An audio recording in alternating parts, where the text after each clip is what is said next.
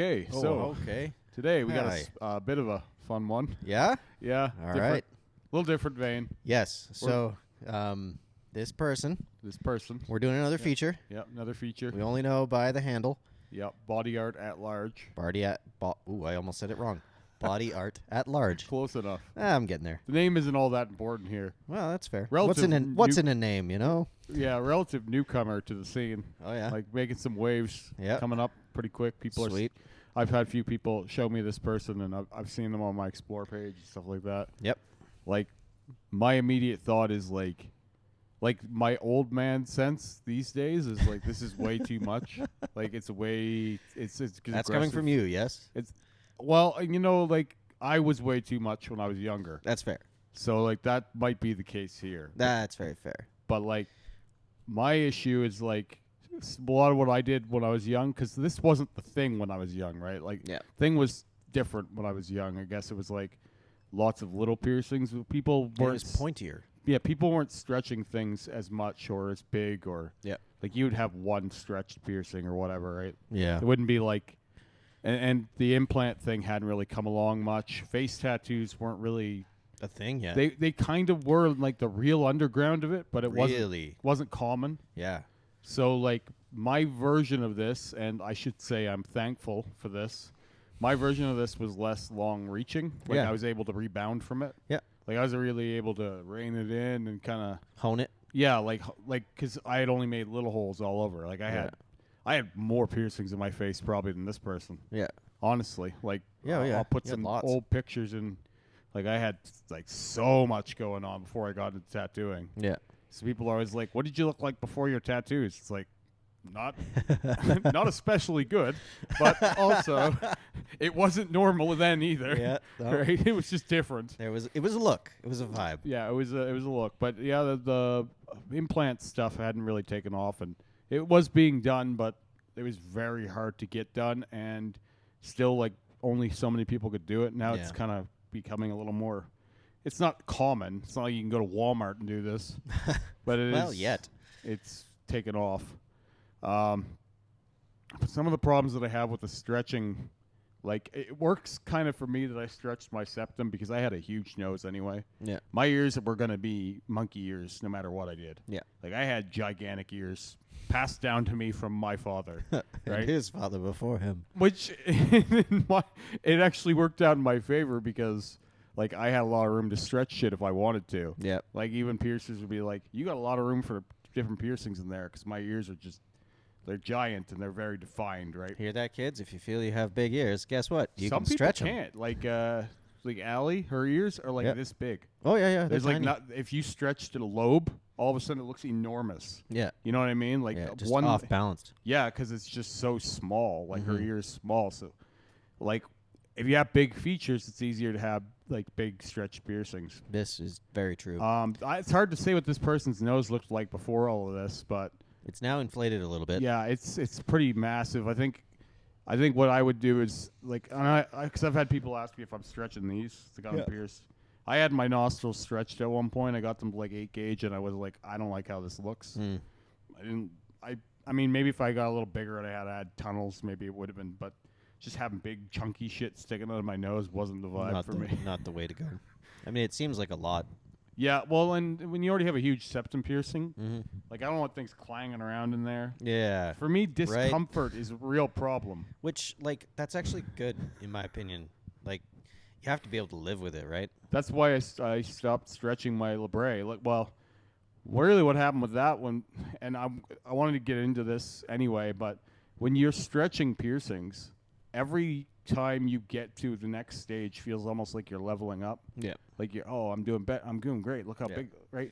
And you don't really realize just how big they are until you kind of take a step back. Like for me, it was like watching some of my YouTube videos and going, "Oh, I don't really like the way my lip moves anymore." Right? And I don't think it changed the way I sounded, but I think it changed the way I presented. Like my lip was flapping more, and even now I'm thinking about going down a little bit more. Just because I'm like, I'm on camera a lot. I'd rather be a little less, less lippy.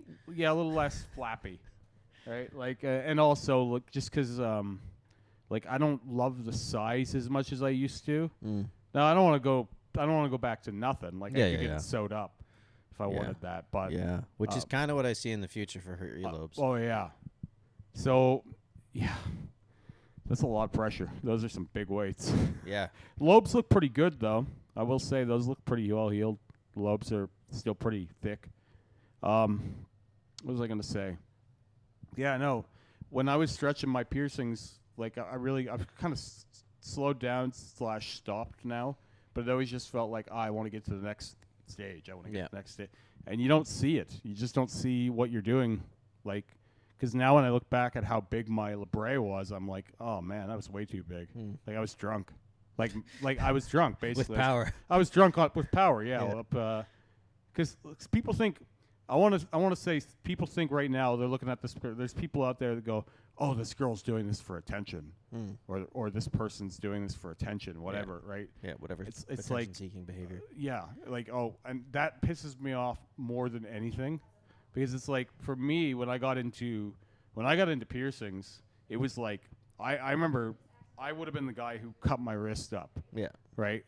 And so when I got into piercings, instead of doing something like that, it was like, oh, I can use this in a creative way. Yeah, right? Yeah. Like and then that kind of thing doesn't slow down. I think that's why I went into tattooing too, that catharsis, right? Yep. That pain, it's almost like release, right? Like it's therapy. Yep. So like this can be a constructive thing for someone. Oh, very much so. Yeah. But it can also become something that you can abuse too if you don't realize what you're doing.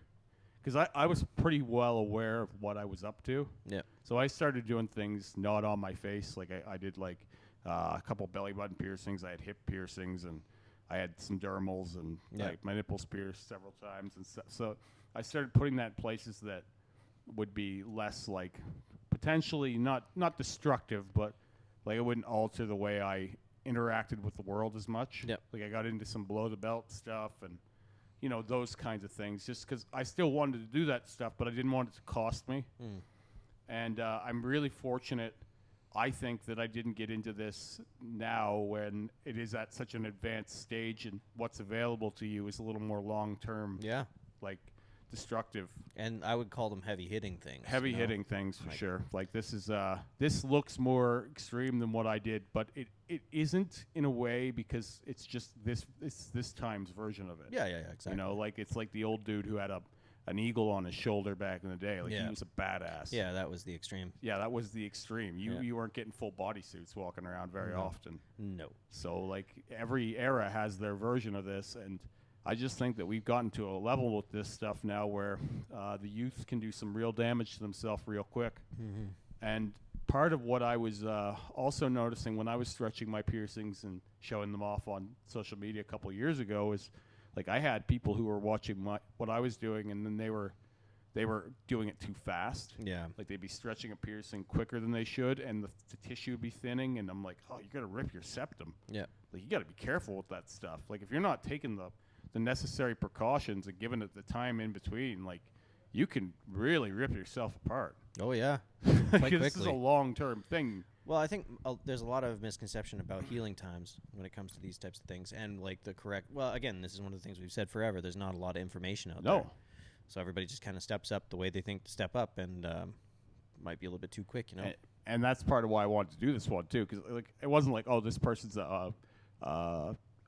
like a path for me to get there necessarily, but I wanted to talk more about the piercing end of this because a lot of people are only interested in the tattoo stuff, but the piercing stuff is way more extreme, honestly. For sure. And the body mod, like the implants and stuff like that. Tattoos can be covered and then covered again. We've seen that. Yeah. This stuff is a little harder to reckon with. Yeah.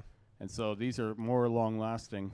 Some of these piercings, they will shrink a little bit, but they'll never go back down to the size they were without surgery. Yeah. You know what I mean? Like they're not going to just do their thing. Well, like Alex Rose had his ears stitched back together.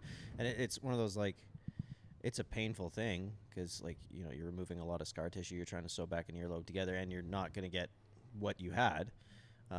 But it's doable now, thankfully. Yeah. Although it seems to be kind of rare as to who can do it. So I don't want to say, oh, I hate this look, but it makes me, it connects with me in a way that it won't in most people, and it makes me a little sad. Is it far? Like, is it from like because you kind of see where you were? I see where I was, and I see why I wanted this stuff. Yeah. And I don't think that. I think that. And I'm not saying this person's going to regret it or anything like that. Yeah, of course. What I would say is that I was fortunate that my decisions were somewhat reversible. Yep. Right. Like not all of them are completely reversible, but I could walk back from a lot of it if I needed to or if I wanted to one day. This is the kind of thing that. A lot of these things are going to be really hard to walk back if this person ever wants to. Yep. I'm not saying they will. I can't speculate on that. That's their journey. But like, there's a lot of stuff in life where you can take a step back, and here I think it's going to be real hard to. Yeah, I So get you. That's a tough one. My question would be: so this kind of shows you at a different era. Yeah. So what do you think the next generation goes into 10 years from now? Say. It's really hard to speculate because. Like, I wouldn't have guessed we'd be where we are now 10 years ago. Yeah, I agree. Right? So I think stuff like Black Alien Project and stuff like that is going to really bust down some new frontiers for people.